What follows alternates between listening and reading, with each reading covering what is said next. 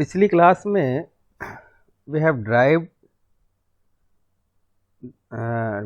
The formula for COP, है ना, for reverse Brayton cycle और Joule cycle we derived formula for COP and that is 1/rp की whole power gamma -1 by gamma and -1। यहाँ तक तो आप लोगों को समझ में आ गया था। इज देयर एनी प्रॉब्लम यहाँ तक क्लास?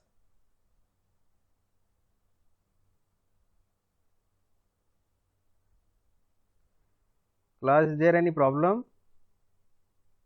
हाँ सर। ओके, तो यहाँ तक जो है हम लोगों ने देख लिया था।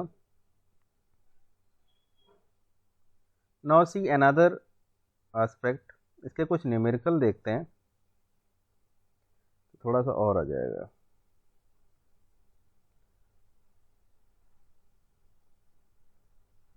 ओके, अभी जो हम न्यूमेरिकल करने जा रहे हैं उसमें एक एजम्पशन क्या अभी जो हमने ये फार्मूला ड्राइव किया है, ये फार्मूला जो ड्राइव किया है इसमें जो चीज़ें हैं वो हमने ये मानी है कि जो हमारा कंप्रेशन हो रहा है और जो एक्सपेंशन हो रहा है दैट आर बोथ आइसेंट्रोपिक और reversible adiabatic, that are true isentropic or reversible adiabatic.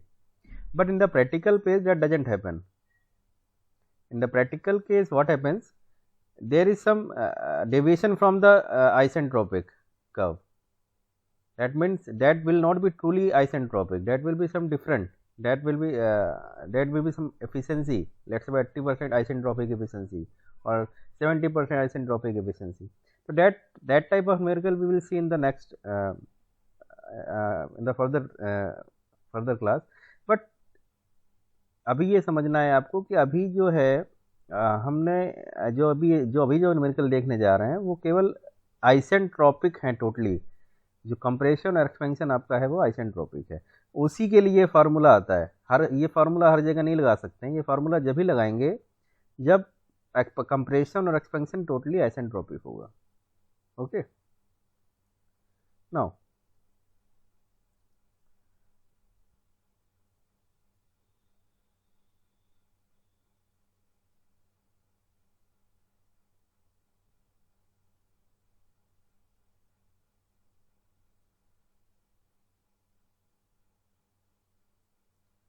so this is the first numerical, that a Bell Coleman refrigeration plant operating with air as a working fluid having 1 bar pressure and 10 degrees temperature is compressed to a pressure of 5 bar. Air is then cooled in the cooler to a temperature of 25 degrees centigrade before expanding in the expansion cylinder, where the cold pressure of 1 bar is maintained. Determine theoretical COP refrigeration effect per kg assuming both compression and expansion to be isentropic, having value of gamma equal to 1.4 and specific heat this. If compression follows PV equal to 1 की power 3 per second and the expansion follows, they then calculate COP and refrigeration effect per kg. So this is the numerical, everything is has been asked in this numerical. तो ये अगर numerical आपकी समझ में आया तो आप काफ़ी चीज़ें समझेंगे। इस टाइप के जो न्यूमेरिकल आपके यूनिवर्सिटी एग्जाम में पूछे भी जाते हैं और एक ना एक न्यूमेरिकल आता ही है, तो इस टाइप के न्यूमेरिकल अगर आते हैं, इजी भी न्यूमेरिकल होता है, एक बार बस समझ में आ जाए, बहुत इजी न्यूमेरिकल होता है। इसमें सारी वैल्यूज केवल निकालनी होती हैं। देखिए इस टाइप के न्यूमेरिकल को करते कैसे हैं, पहले सबसे पहले तो आप टीएस डायग्राम बनाएं इसका। एक मिनट, ये सारा चला गया, एक मिनट, सॉरी।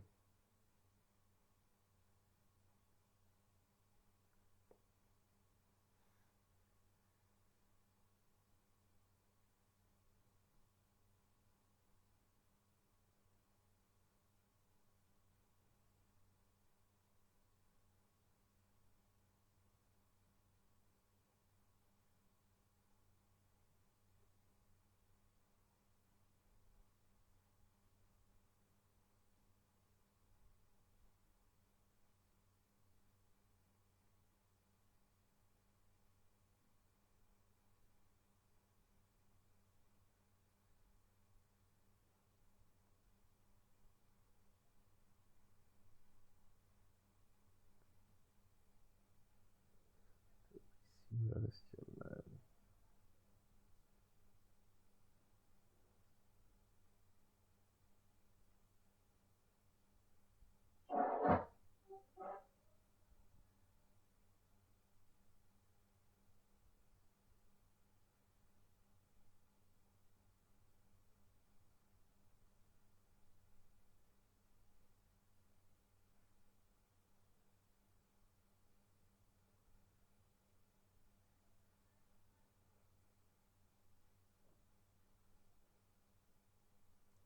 Yes class. तो इस टाइप के न्यूमेरिकल में क्या करते हैं, सबसे पहले आप टीएस डायग्राम बनाइए। ठीक है, टीएस डायग्राम बनाने के बाद अब देखिए कि आपका ये जो साइकिल है, क्योंकि क्या है कि ये साइकिल दो कांस्टेंट प्रेशर के बीच में वर्किंग करती है। तो सबसे पहले कांस्टेंट प्रेशर लाइन आप ये देखिए, दो कांस्टेंट प्रेशर लाइन खींची गई हैं, 1 बार और 5 बार। क्योंकि आपका जो 1 बार क्या है, this is the evaporator pressure, और 5 बार क्या है, this is the condenser pressure. Okay, तो सबसे पहले आप ये दो लाइन खींच लीजिए इस तरीके से, 1 बार एंड 5 बार। इसके बाद क्या है, नाउ प्रोसेस अब आप बनाइए। सबसे पहले क्या है, because it is a reverse Brayton cycle और बेल कॉलमैन साइकिल, जो भी ये साइकिल्स हैं आपकी रेफ्रिजरेशन साइकिल्स हैं, इनमें क्या है, वर्क हमको देना पड़ता है। तो ये सारी कैसी साइकिल होंगी, that will be anti clockwise. तो हमेशा ये इस टाइप से ही आएंगी साइकिल। तो सबसे पहले आप 1 to 2 बनाइए। 1 to 2 क्या है, कंप्रेशन है, क्योंकि आइसेंट्रोपिक कंप्रेशन है तो बिल्कुल सीधा जाएगा ये। फिर 2 to 3 क्या हो रहा है, ये हीट रिजेक्शन है आपका। ठीक है, ये कंडेंसर में हीट रिजेक्शन है। यहाँ कंडेंसर नहीं होता है, यहाँ कूलर होता है, ये आपको मैं बता चुका हूँ। कंडेंसर नहीं यूज करते, यहाँ पे कूलर यूज करते हैं, क्योंकि क्या यहाँ फेज चेंज नहीं हो रहा है। ठीक है, then 3 to 4 is there is expander, यहाँ पे एक्सपेंशन हो रहा है। Again now this 4 to 1 is this is refrigerator. क्यों, यहाँ पे इवेपोरेटर हम इसलिए नहीं बोलते हैं, क्यों, क्योंकि यहाँ पे फेज चेंज नहीं हो रहा है, इसलिए यहाँ पे इसको रेफ्रिजरेटर बोलते हैं। तो these are 1 2 3 4, this is the process. एक बार प्रोसेस आपको ये बनाने हैं।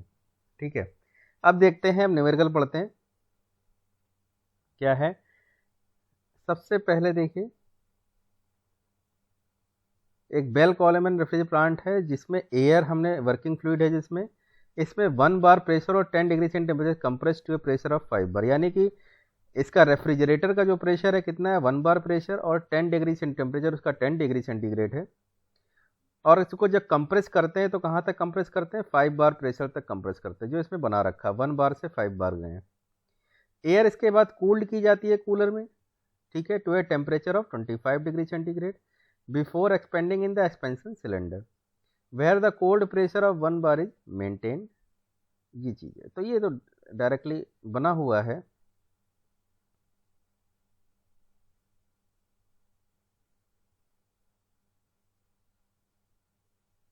तो ये हमने बना लिया है। ये क्या हो रहा है, ये आपका 10 डिग्री सेंटीग्रेड और 1 बार पे आपका रेफ्रिजरेटर है। ये इसको कंप्रेस किया एयर को, फिर इसने 5 बार तक कंप्रेस किया, फिर कूलर में कूल हुआ, ये 25 डिग्री सेंटीग्रेड कूल होने के बाद आया। इसके बाद फिर अगेन एक्सपेंड किया, एक्सपेंड कहाँ तक किया, 1 बार प्रेशर तक किया, then this is a cycle again repeated. So this is the cycle. Okay, now सबसे पहले निकालना है थ्योरेटिकल सीओपी। तो थ्योरेटिकल सीओपी के लिए, क्योंकि क्या है कि यहाँ पे दोनों ही कंप्रेशन कैसे और एक्सपेंशन आइसेंट्रोपिक हैं, ट्रूली आइसेंट्रोपिक हैं, तो आप यहाँ पे डायरेक्टली फार्मूला यूज कर सकते हो, और ये फार्मूला यूज किया गया 1/RP की whole power gamma minus 1 by gamma minus 1, और ये डायरेक्टली थ्योरेटिकल सीओपी निकल आया। ओके, नाउ सेकेंड पार्ट ये just what is the second part है, सेकेंड पार्ट ये says that refrigeration effect per kg and assuming both compression expansion to be isentropic having value of this and specific heat of this। तो ये एक चीज़ दे रखी है कि आपको refrigeration effect निकालना है और उसको कंप्रेशन और एक्सपेंशन को बोथ को टोटली ट्रूली आइसेंट्रोपिक लेना है। तो ये वैल्यू भी निकाली जा सकती है यहाँ से। रेफ्रिजरेशन इफेक्ट क्या है बेटा, ये यहाँ पे है 4 to 1 में हो रहा है रेफ्रिजरेशन इफेक्ट, यहीं पे तो स्पेस से हीट ले रहा है, कूल कर रहा है। तो this is the refrigeration effect, तो this will be H1 minus H4। ठीक है, ये बता चुके हैं कि रेफ्रिजरेशन कैसे, H1 माइनस H4, और H1 माइनस H4 क्या होगा, Cp T1 minus T4 mCp delta T से लिख सकते हैं। मास अभी यूनिट लेना है, तो मास को यूनिट लेते हुए Cp की वैल्यू, T1 और T4 की वैल्यू सब दे रखी हैं। ओके, ये सारी वैल्यू रख दी, डायरेक्टली आपका रेफ्रिजरेशन इफेक्ट आ गया। ओके, तो this is the second part. बेटा एक इन दो पार्ट में किसी को कोई दिक्कत है class? No sir. Okay okay, now we come to the third part. If compression follows this, है ना, and expansion this, then calculate COP refrigeration. अब यहाँ पे चीजें डिफरेंट हो गई। अब यहाँ पे ये ट्रूली आइसेंट्रोपिक नहीं है, यहाँ ये पॉलीट्रोपिक हो गया है। ओके, देखिए पीवी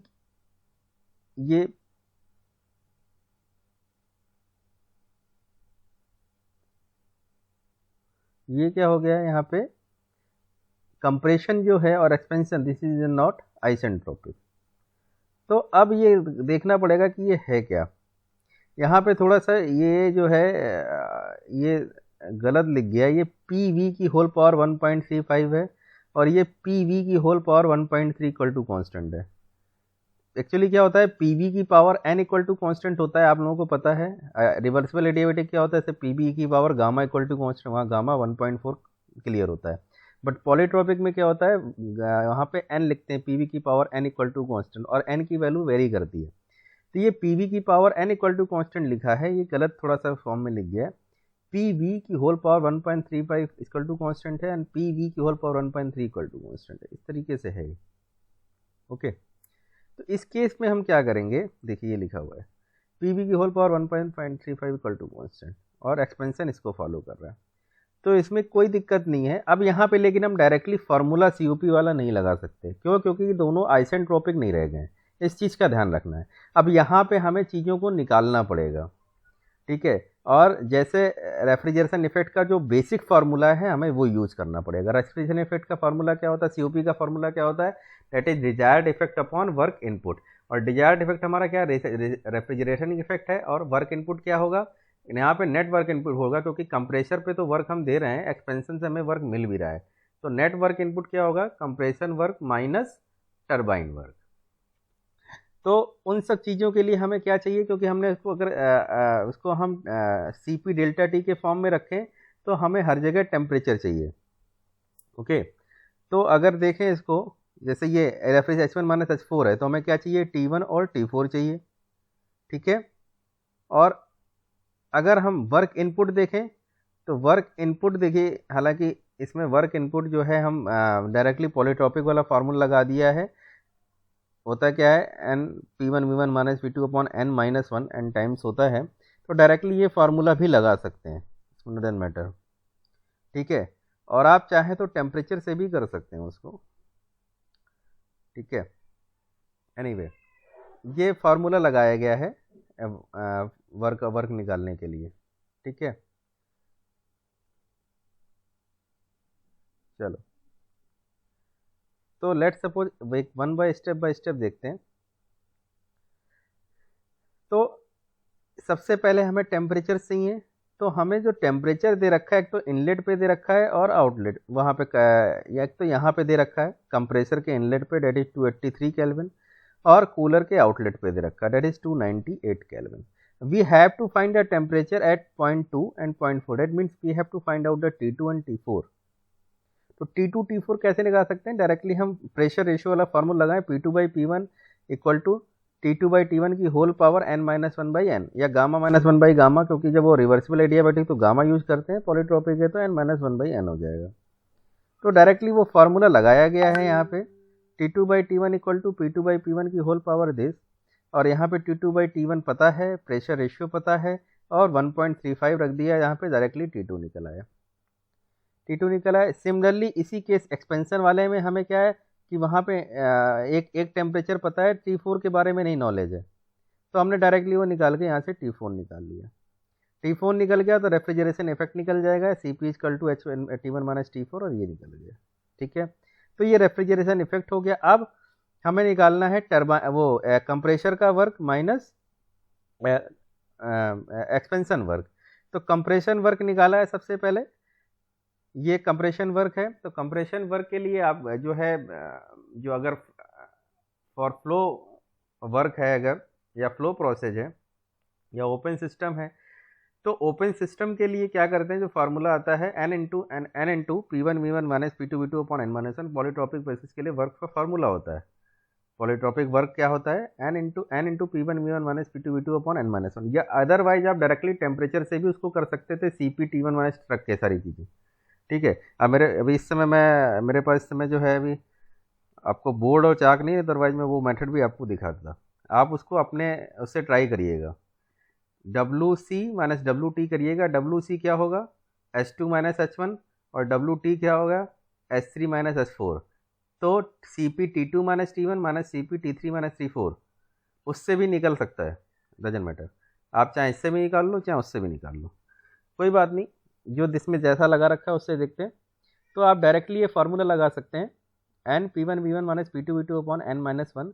तो n अपॉन n-1 बाहर आ गया, P1 माइनस, अब P1V1 क्या होता है, PV इक्वल टू MRT लिख सकते हैं, तो इसकी जगह MRT कर दिया और ये वैल्यू लगा दी। तो 1 to 2 कंप्रेशन है, ठीक है। मास अभी हमने 1 यूनिट लेना है। एयर के लिए जो R है, this is characteristic gas constant, इसकी वैल्यू 0.287 है। यूनिवर्सल गैस कांस्टेंट नहीं लिखना है, ध्यान रखना है जो MR लिखते हैं यहाँ पे R करेक्टरिस्टिक गैस कांस्टेंट होता है, और करेक्टरिस्टिक गैस का एयर की जो वैल्यू है आपको याद रखनी, डेट इज 0.287 किलो जूल पर KG kelvin. So this is the 1 to 2, this is compression work and this is negative work. तो ये नेगेटिव वर्क आपको मिल गया। सिमिलरली आप टरबाइन वर्क निकालेंगे, वहाँ पे केवल n की वैल्यू चाहिए, वहाँ पे n 1.35 था, यहाँ n की वैल्यू 1.3, सेम उसी तरीके से निकाला, ये प्लस में आ गया। तो नेट वर्क आ गया आपका माइनस में, नेट वर्क माइनस में ही आएगा क्योंकि सिस्टम को वर्क आपको देना है। तो W इनपुट आ गया 47 किलो जूल पर केजी। तो COP क्या हो गया, refrigeration effect upon work input, और ये आ गया 1.64। ये क्लियर है बेटा आपको यहाँ तक? Yes sir. सभी को, किसी को कोई समस्या हो तो सभी को क्लियर है? ओके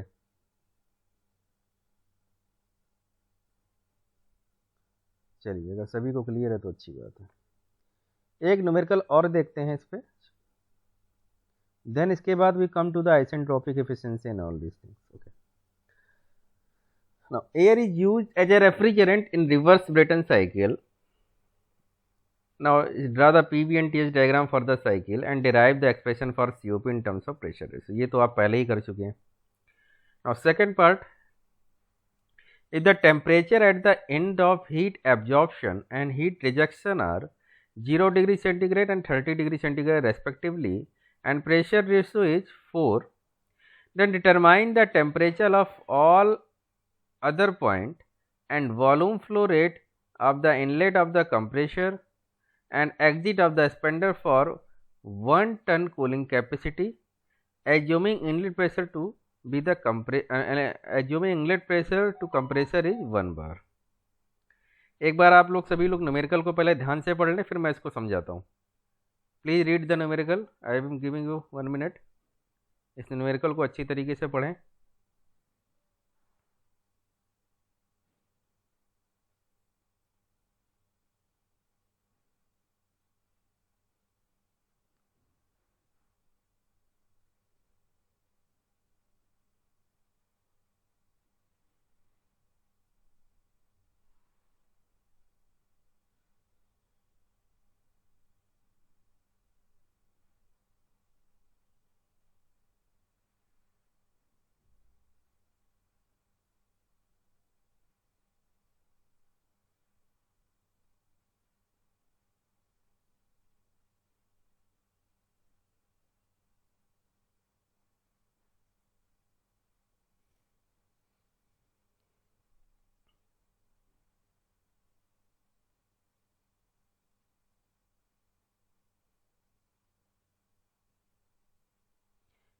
हाँ बेटा, पढ़ लिया आप लोगों ने न्यूमेरिकल अच्छी तरीके से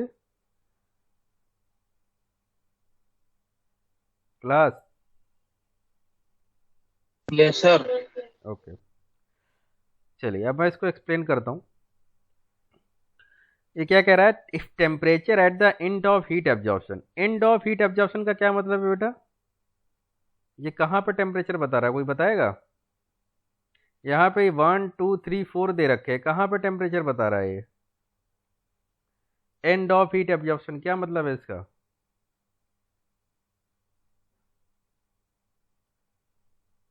क्लास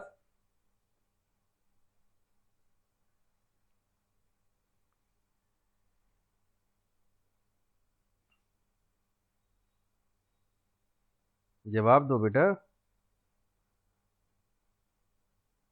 सर नहीं पता। तो तुम लोग से पढ़ क्या रहे हो इतनी देर से? तो तुम लोग ये नहीं बता सकते हो तो पढ़ क्या रहे थे इतनी देर से? हम्म। तो temperature at the end of heat absorption तुम लोगों को नहीं पता तो मैं लोग क्या बताऊँ तुमको? मुझे लग रहा है कि मैं ऐसे ही बोलता चला जा रहा हूँ, तुम लोग कुछ समझ ही नहीं रहे हो।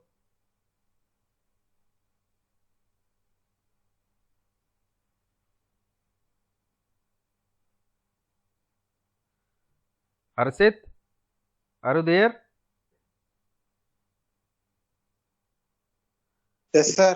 क्या है at the end of heat absorption का क्या मतलब है?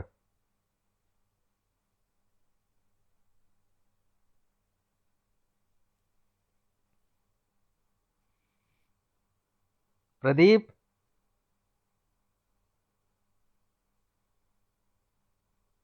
Are you there?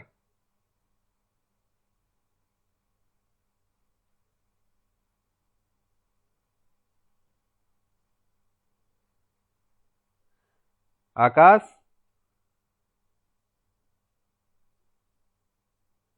दिनेश,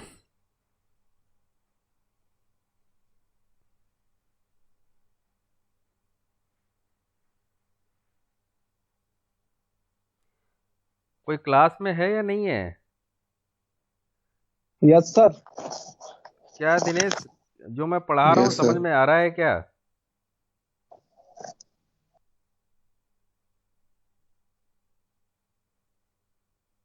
ये जो लिखा हुआ है at the end of heat absorption, इसका क्या मतलब है?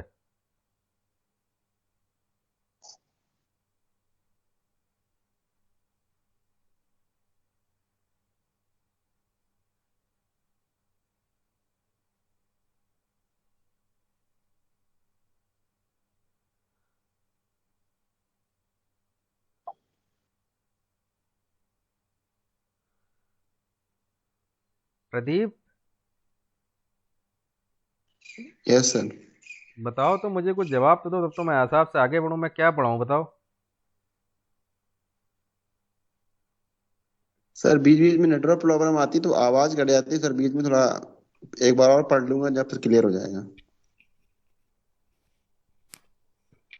चलो मैं तो अब आगे कंटिन्यू कर रहा हूँ क्योंकि सामने तो कोई है नहीं, अपने हिसाब से कर रहा हूँ। अब आप लोगों की ही जिम्मेदारी है, अगर नहीं समझ में आ रहा है तो पूछें। मैं बार बार पूछता रहता हूँ, किसी की समझ में आया है नहीं आया है तो मुझे बताए। अगर आप लोगों को ऐसे ही शांत बैठना है, नहीं इसको देखना, तो बैठो ऐसे ही, बाद में फिर पूछते फिरते रहोगे। Anyway, if the temperature eight the end of heat absorption, इसका मतलब ये है, एंड ऑफ हीट एब्जॉर्प्शन का मतलब क्या है? हीट कहाँ एब्जॉर्ब होती है? That is absorbing in a refrigerator. Refrigerator पे ही तो हीट एब्जॉर्ब हो रही है, और रेफ्रिजरेटर पे हीट अगर एब्जॉर्ब हो रही है तो इसका मतलब कहाँ पे है? वो जो रेफ्रिजरेशन इफेक्ट है वही, that is the heat absorption. तो रेफ्रिजरेशन इफेक्ट कहाँ हो रहा है? दिस इज 4 to 1 प्रोसेस में। यहीं तो है रेफ्रिजरेटर, यहीं पे वो स्पेस से हीट ले रहा है। तो 4 से हीट लेना स्टार्ट किया है और ए 1 तक हीट लेगा, तो eight the end of heat मतलब 1 पे दे रखा है, ठीक है। तो at the temperature at the hint of, और एट हीट रिजेक्शन। अब हीट रिजेक्शन कहाँ हो रहा है? कूलर में हो रहा है। तो एंड कहाँ होगा इसका? 3 पे होगा, क्योंकि यहाँ तक तो कंप्रेस हुआ, फिर यहाँ ये कूलर में है, कूलर से हीट रिजेक्ट हुआ और कहाँ तक आएगा? यहाँ तक आएगा, 3 पे। तो आपको 1 और 3 के टेम्परेचर दे रखे हैं। कितना दे रखा है? T1 दे रखा है 0 डिग्री सेंटीग्रेड, तो केल्विन लिखेंगे यहाँ पे, तो 273 केल्विन। 3 का दे रखा है T3, T3 कितना है?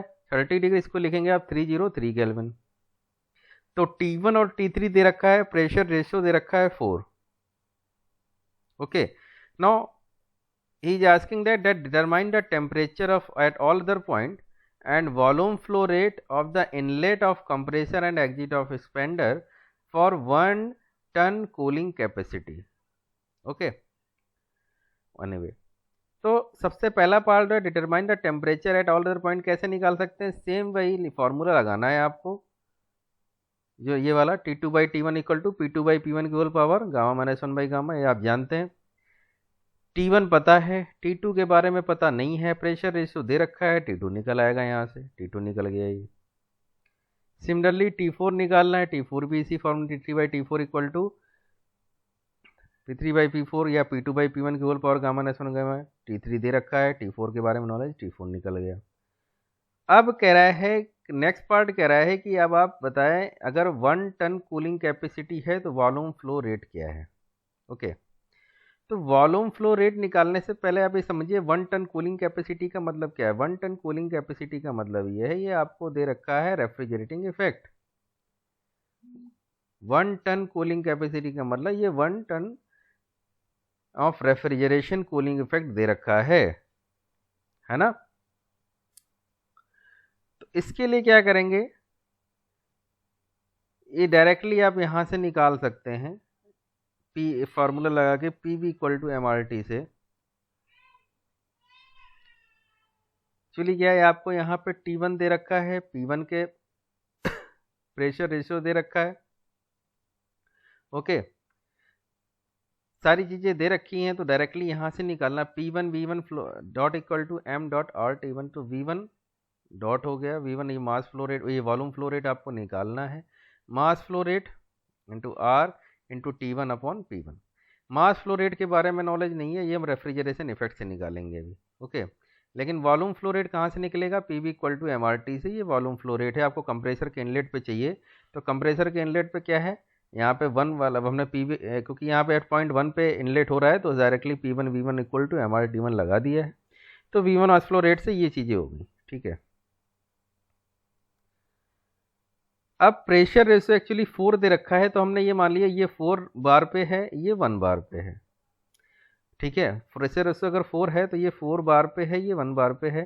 तो 1 बार का मतलब प्रेशर P1 अगर हम माने तो कितना हो, 1 इंटू 10 की पावर 5 न्यूटन पर मीटर स्क्वायर. तो P1 की वैल्यू पता है, R की वैल्यू पता है, T1 की वैल्यू पता है, मास फ्लो रेट नहीं पता है. मास फ्लो रेट हम निकालेंगे किससे? Refrigeration effect. तो रेफ्रिजरेशन कितना दे रखा है? 1 टन कैपेसिटी दे रखी है. तो रेफ्रिजरेशन 1 टन कैपेसिटी का मतलब 3.5 किलोवाट दे रखा है. क्योंकि 1 टन कैपेसिटी नहीं, वो उसको 1 एक्चुअली पढ़ेंगे हम उसको हमेशा 1 TR, 1 टन ऑफ रेफ्रिजरेशन. और 1 TR की वैल्यू क्या होती है? 3.5 किलोवाट. तो हमने रेफ्रिजरेशन इफेक्ट कैपेसिटी दे 3.5 किलोवाट दे रखी है, और मास flow rate into refrigeration effect H1 minus H4. CP इसको CP T1 माइनस T4 लिख दिया 1.005. T1 की वैल्यू पता है, T4 की वैल्यू आप निकाल चुके हैं. यहाँ से मास फ्लो रेट निकल गया 0.05 kg पर सेकेंड. मास फ्लो रेट आ गया, इसको बस फार्मूले में पुट करना है, आपको वॉल्यूम फ्लो रेट निकल आएगा. तो ये वॉल्यूम फ्लो रेट भी निकाल दिया है, यहाँ से वॉल्यूम फ्लो रेट निकल गया. वहाँ से वॉल्यूम फ्लो रेट V1 निकल जाएगा. अब यहाँ एक फार्मूला निकाला है कि वॉल्यूम, क्योंकि क्या है, अगर प्रेशर कांस्टेंट है, प्रेशर कांस्टेंट प्रेशर अगर होता है तो V will be directly proportional to T. तो यहाँ से डायरेक्टली V4 और V1, ठीक है ना. तो क्योंकि वहाँ से V1 निकल आएगा, जब मास फ्लो रेट की वैल्यू रखेंगे तो वहाँ से V1 निकल आएगा. और अब V4 निकालना है, तो हमने इस फॉर्मूले का यूज करके डायरेक्टली V4 निकाल लिया. अगर आप चाहें तो आप इसको भी यूज कर सकते हैं अगेन ये फार्मूला लगा के, क्योंकि अगर आपको चाहिए यहाँ पे आउटलेट ऑफ इन्फ्लुएंस है, तो यहाँ P4 V4 dot equal to M dot R T4. आप ये फार्मूला भी यूज कर सकते हैं और V4 डॉट निकाल सकते हैं इससे भी, और वो फार्मूला भी यूज कर सकते हैं जो ये वाला है. ये यहाँ पे हमने क्या किया है कि डायरेक्टली, क्योंकि प्रेशर कांस्टेंट है, तो V will be directly proportional to T, और उससे ये सारी चीज़ें निकालनी. Is that clear numerical? ये बेटा सभी को, किसी को कोई दिक्कत हो तो पूछे भी class. No sir. No sir. Okay,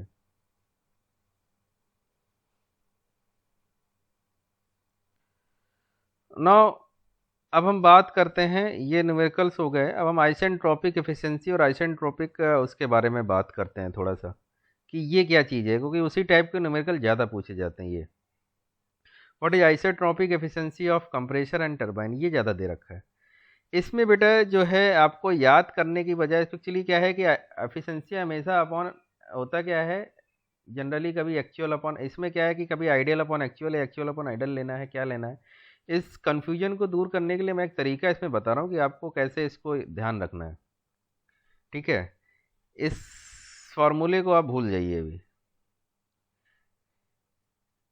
देखिए आइसेंट्रोपिक एफिशिएंसी अगर दे रखी है किसी चीज़ की, कोई भी एफिशिएंसी हो, आप अच्छी तरह जानते हो कि that will always be less than 1। Okay, तो जैसे मैं यहाँ पे ये कंप्रेशन है 1 to 2, ये आइसेंट्रोपिक कंप्रेशन है ट्रूली, लेकिन ये एक्चुअल कंप्रेशन क्या हो रहा है 1 to 2 डैश। ठीक है, 1 to 2 डैश हो रहा है।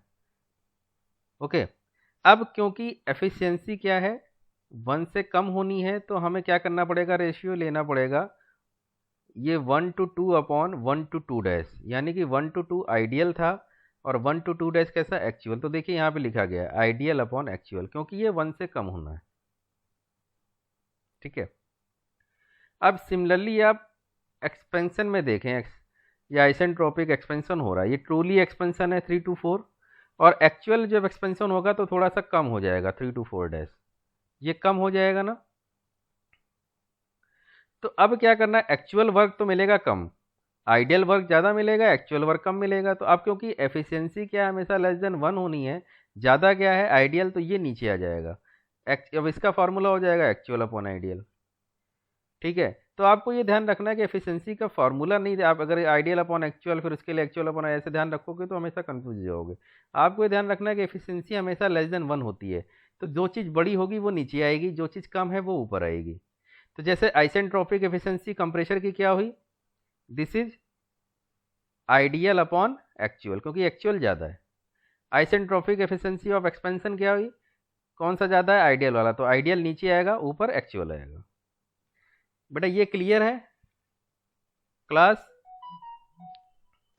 Yes sir. तो ये फॉर्मूला ऊपर आएगा। जी बेटा, आइडियल फिर से बोलो बेटा, क्या पूछ रहे हो? सर आइडियल ऊपर आएगा ना सर उसमें?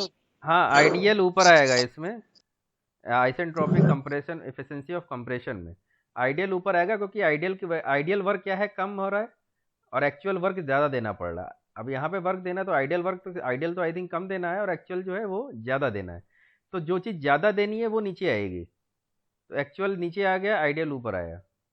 सिमिलरली अब जब एक्सपेंशन होगा तो एक्सपेंशन में क्या है कि एक्चुअल आइडियल वर्क तो है वो तो ज़्यादा मिल रहा है, लेकिन एक्चुअल वर्क क्या होगा, एक्चुअल आपको कम मिलेगा, तो आइडियल इसमें नीचे आ जाएगा और एक्चुअल ऊपर चला जाएगा। ये क्लियर है बेटा? Yes sir. अगर किसी को कंफ्यूजन है तो भी पूछो। ओके, तो ये सर, हाँ बताओ।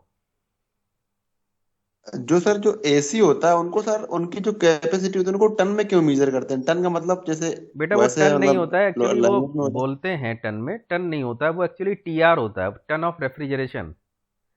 आपको स्टार्टिंग में बताया था इसकी यूनिट जो होती है बेटा वो टीआर होती है। कहते नहीं है कि 2 है। टन जी। का, कहते हैं लोग 2 टन का ले आओ, वो 2 टन नहीं है, 2 टीआर है, 2 टन ऑफ रेफ्रिजरेशन है वो। ठीक है ना? अच्छा अच्छा और अच्छा। टन ऑफ रेफ्रिजरेशन का मतलब बेटा यही है कि कितना हीट आप वहां से निकाल सकते हो, कितना हीट वो जो है ले रहा है, मतलब कितना हीट वो एक्सट्रैक्ट कर रहा है। ठीक है, सर तो टीआर का फुल फॉर्म क्या होता है? टन ऑफ रेफ्रिजरेशन यूनिट है बेटा इसकी, ये तो सबसे पहले स्टार्टिंग में ही पढ़ाया था। Okay okay okay sir. Okay, so now अब आइसेंट्रोपिक एफिशिएंसी ऑफ कंप्रेसर कैसे लिखेंगे? जैसे क्या था पहले, आइडियल अपॉन एक्चुअल, तो आइडियल वर्क कितना है देना, सिस्टम को देना है S2 माइनस H1, तो ये S2 minus H1 upon S2 dash minus H1। इसको अगर आप CP के फॉर्म में लिखें तो CP T2 minus 1 upon CP T2 dash minus T1 और T2 minus T1 upon T2 dash minus T1। ये जनरली फार्मूला लोग याद करते हैं, आपको याद करने की ज़रूरत नहीं है। आप डायरेक्टली लिख सकते हो इस तरीके से, आइडियल अपॉन एक्चुअल और S2 माइनस H1 CP करके ये आ जाता है T2 minus T1 upon T2 dash minus T1। इसी तरीके से आइसेंट्रोपिक एफिशिएंसी ऑफ टरबाइन या एक्सपेंशन की हम लिखेंगे। तो अब इसमें क्या है, क्योंकि आइडियल जो है वो ज़्यादा है तो वो नीचे आ गया और एक्चुअल है वो कम मिल रहा है, तो S3 minus H4 dash upon S3 minus H4। Again इसको CP डेल्टा टी के फॉर्म में लिखा और CP कैंसिल आउट हो रहा है, T3 minus T4 dash upon T3 minus T4। तो ये आइसेंट्रोपिक एफिशिएंसी ऑफ कंप्रेसर और आइसेंट्रोपिक एफिशिएंसी ऑफ टरबाइन और एक्सपेंडर के लिए ये फार्मूला है। इज इट क्लियर बेटा यहाँ तक?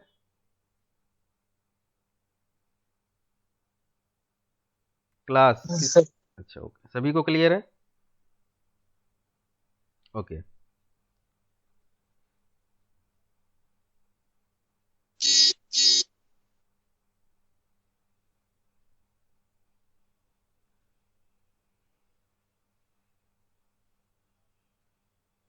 अब थोड़ा सा एक न्यूमेरिकल देखते हैं इस पे, तो आपको समझ में आएगा।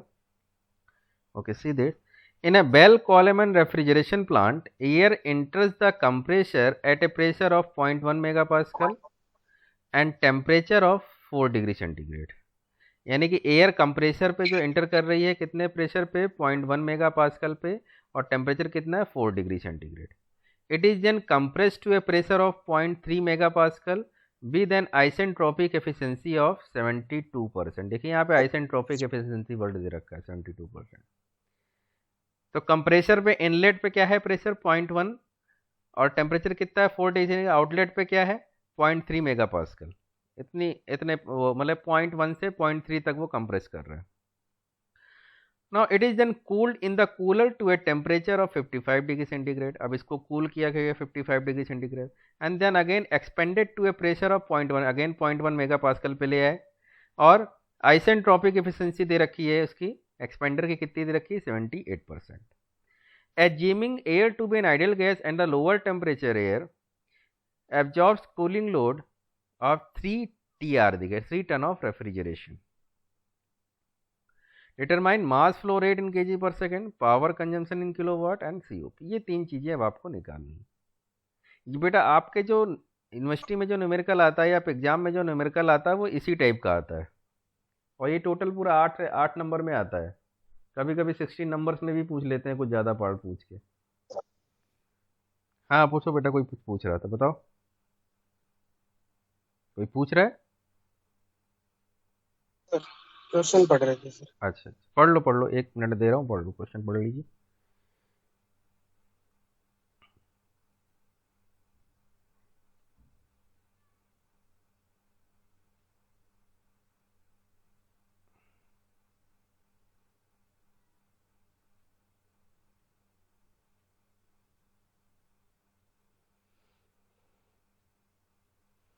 ओके रीड कर लिया क्या? यस। ओके तो सबसे पहले जब भी ये न्यूमेरिकल आते हैं हम सबसे पहले हमें टीएस डायग्राम बनाना है क्योंकि उसी से सारी चीज़ें क्लियर होती हैं। देखिए टीएस डायग्राम इसका बना हुआ है, लेट्स सी इट। ये देखिए आप एक इस तरीके से एक पैरेललोग्राम बना लीजिए। These are 2 constant pressure cycle, ये कांस्टेंट प्रेशर आपके लाइन हो गई, ये आइसेंट्रोपिक वाली लाइन हो गई पहले। तो 1 से 2 ये तो ट्रॉली आइसेंट्रोपिक है, 3 to 4 ट्रॉली आइसेंट्रोपिक प्रोसेस है, ठीक है। अब हो क्या रहा है कि अब यहाँ पे कंप्रेसर के इनलेट पे 0.1 मेगापास्कल है और कुछ टेम्परेचर दे रखा है, ठीक है। तो इनलेट का मतलब ये है कि यहाँ से रेफ्रिजरेटर से जब ये निकल रहा है तो वो उसका एयर का टेम्परेचर और प्रेशर दे रखा है यहाँ पे 0.1। अब ये प्रेशर कहाँ तक कंप्रेस किया जा रहा है 0.3 मेगापास्कल तक। अब 0.3 मेगापास्कल तक, लेकिन आइसेंट्रोपिक नहीं है, आइसेंट्रोपिक एफिशिएंसी दे रखी है 0.72%, है कि कुछ डिफरेंट इससे कुछ वेरी करेगा। तो ये एक्चुअल ये जा रहा है 1 to 2 डैश, ये आपका एक्चुअल है 1 to 2 डैश। अब इसके बाद यहाँ से 2 डैश से कूल होना चालू करता है तो कहाँ तक होता है 3 तक कूल होता है। तो कूलर के बाद उसका उन्होंने टेम्परेचर दे रखा है कि यहाँ पे शायद 55 डिग्री सेंटीग्रेड टेम्परेचर है आपका, ठीक है। एंड इसके बाद क्या है कि अगेन ये एक्सपेंड हो रहा है। एक्सपेंड कैसा हो रहा है, आइसेंट्रोपिक नहीं हो रहा है, कैसा, कुछ उसकी एफिशिएंसी दे रखी है। तो एफिशिएंसी कुछ दे रखी है तो हिसाब से ये कुछ इस तरीके से आया है 3 to 4 डैश। ओके, तो एक्चुअल जो साइकिल आपकी है 4-1 2-3 3-4-1 2 या 1-2-3 4 this is the actual cycle, ठीक है। और ये 1 2 3 4 this was the ideal cycle, ये आइडियल साइकिल है। ओके, अब जो भी चीज़ें निकालनी है अब आप सब निकाल लोगे। सबसे पहले बस ये डायग्राम बना लेना, अगर आपने बना लिया अच्छी तरीके से तो सारी चीज़ें फिर आप कम से कम 60% काम यहीं पे हो गया। अब सबसे पहले निकालना क्या है, mass flow rate in KG पर सेकेंड। तो मास फ्लो रेट जब भी निकालने को कहे तो आप देखिए कहीं पे रेफ्रिजरेशन इफेक्ट दे रखा है क्या, तो रेफ्रिजरेशन इफेक्ट दे रखा है कितना, 3 TR दे रखा है। 3 TR का मतलब 1 टन ऑफ रेफ्रिजरेशन का मतलब होता है 3.5 किलोवाट। तो 3 TR का मतलब 3 को 3.5 से मल्टीप्लाई कीजिए, that will be 10.5 kilowatt. Okay, तो देखिए रेफ्रिजरेशन कैपेसिटी क्या होती है, mass flow rate into refrigeration effect. तो ये रेफ्रिजरेशन की कैपेसिटी दे रखी है 3 TR, मास flow rate into refrigeration effect. Refrigeration effect कैसे निकलेगा, H1 minus H4 dash, H1 minus H4 dash. तो mass flow rate into CP T1 minus T4 dash. तो यहाँ से मास फ्लो रेट निकलना है इसके लिए, लेकिन आपको T1 और T4 डैश का पता होना जरूरी है। रेफ्रिजरेशन कैपेसिटी आपको पता चल गई है 3 TR है 10.5 किलोवाट। तो ये आपको पता है। CP एयर के लिए हमेशा ध्यान रखिए 1.005 किलो जूल पर केजी केल्विन, अगर दे रखा है तो ठीक है, नहीं दे रखा है तो आपको ध्यान रखना है एयर के लिए CP की वैल्यू 1.005 किलो जूल पर केजी केल्विन होती है। T1 दे रखा है, T4 डैश जो है ये नहीं दे रखा है, तो ये आपको निकालना पड़ेगा। ये निकलेगा कैसे, क्योंकि आइसेंट्रोपिक एफिशिएंसी आपकी दे रखी है, वहां से चीजें निकलेंगी। ठीक है, देखिए अब इसको कैसे निकालेंगे, यहाँ पे डायरेक्टली इसने लिख दिया, इन्होंने लिख दिया है, लेकिन इसको निकालना पड़ेगा। तो पहले सबसे पहले देखिए प्रेशर रेशियो दे रखा है, तो T2 निकल जाएगा यहाँ से। पहले सबसे पहले तो हमें T2 और T4 निकालने पड़ेंगे, ठीक है, क्योंकि उसके बाद ही हम आइसेंट्रोपिक एफिशिएंसी वाला फॉर्मूला लगाएंगे, तब जाके हमें 2 डैश और 4 डैश मिलेंगे। तो हम क्या करेंगे, T2/T1 इक्वल टू ये लगाएंगे सबसे पहले आइसेंट्रोपिक वाला, पहले आइसेंट्रोपिक के लिए T2 और T4 निकालेंगे, तो यहाँ से T2 निकल जाएगा। ठीक है, अब now isentropic efficiency of compressor दे रखा है, कंप्रेसर दे रखी है, तो वो फार्मूला है, चाहे तो आप निकाल सकते हैं या इसको ऐसे आप ड्राइव भी तुरंत कर सकते हो, इसमें याद करने वाली ऐसी कोई बात नहीं है। तो आइसेंट्रोपिक एफिशिएंसी ऑफ कंप्रेसर कैसे निकला, वही ideal work upon actual work. तो आइडियल तो 1 to 2 था और एक्चुअल क्या था 1 to 2 डैश, तो उसी को लिख दिया T2 minus T1 upon T2 dash minus T1। Now T2 आप निकाल चुके हो, T1 पता है, T2 डैश के बारे में नॉलेज नहीं है, तो T2 डैश यहाँ से निकल जाएगा। आइसेंट्रोपिक एफिशिएंसी ऑफ कंप्रेसर दे रखी है 72%, तो ये 0.72 लिख देंगे और T2 डैश निकल आएगा। इसी तरीके से T4 डैश निकालना पड़ेगा। T4 डैश के लिए पहले हमें T4 निकालना पड़ेगा। T4 निकाला ये हमने, इसके बाद फिर हमने ये आइसेंट्रोपिक एफिशिएंसी ऑफ एक्सपेंशन वाला फार्मूला लगाया, ठीक है ना। This is actual upon ideal. तो एक्चुअल 3 to 4 डैश है, तो T3 minus T4 dash upon ideal क्या है 3 to 4, तो 3 minus T4। Isentropic efficiency of expansion दे रखी है 78%, तो 0.78 रखो, यहाँ से T4 डैश निकाल लिया। अब T4 डैश निकल गया, तो वहाँ पे वो डायरेक्टली निकल के मास फ्लो रेट निकालना था, मास फ्लो रेट निकाल देंगे। यहाँ पे जो फार्मूला था स्टार्टिंग वाला, ये वाला फार्मूला, T1 पता था, T4 डैश नहीं पता था, वहाँ T4 डैश आपने निकाल लिया, वैल्यू रख दी, साली मास फ्लो रेट की वैल्यू आ गई। तो ये मास फ्लो रेट आपका इस तरीके से निकलेगा। नाउ नेक्स्ट पार्ट क्या पूछ रहा है, वो पावर पूछ रहा था कि कितना देना पड़ेगा। तो पावर क्या होगा, दैट इज पावर का मतलब है कि कितना वर्क आप दे रहे हो, ठीक है ना। तो वर्क का नेट वर्क कितना दे रहे हो, कंप्रेसर में तो वर्क देना पड़ रहा है और एक्सपेंडर से वर्क मिल रहा है, तो नेट वर्क क्या है WC माइनस WT। ये नेट वर्क जो है ये आपका आएगा किलो जूल पर केजी में, लेकिन इसको अगर पावर में निकालना है तो आप किलोवाट में निकालते हो, तो क्या करते हैं मास फ्लो रेट से मल्टीप्लाई कर देते हैं। तो इसको मास फ्लो रेट से मल्टीप्लाई करके लिखा गया है पावर WC माइनस WT, मास फ्लो रेट इंटू, अब इसको WC क्या है H2 डैश माइनस एक्चुअल जो आपका कंप्रेसर वर्क क्या है H2 डैश माइनस H1, और एक्सपेंशन वर्क क्या है H3 माइनस H4 डैश। इसको एक बार डायग्राम में देख लेते हैं।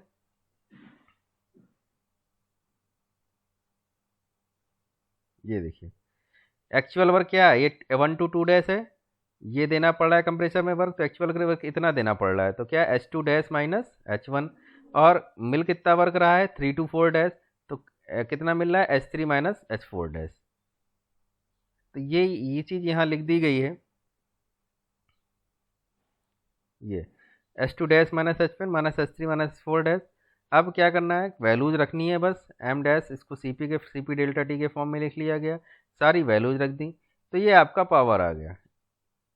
एक्चुअल पावर इतनी देनी है 42.5 किलोवाट। अब COP क्या होता है, refrigeration effect upon work input, या कैपेसिटी के फॉर्म में लिखना तो रेफ्रिजरेशन कैपेसिटी आपको दे रखी है 3.5 TR 3 TR, और पावर इनपुट आपने निकाल ही दिया 42, इससे निकला है COP। तो ये था आपका ये न्यूमेरिकल। इसमें बेटा किसी को कोई दिक्कत है अभी, कोई किसी को कुछ पूछना हो तो पूछे मुझे भी। सर ये लास्ट पावर फिर से रिपीट करना था। अच्छा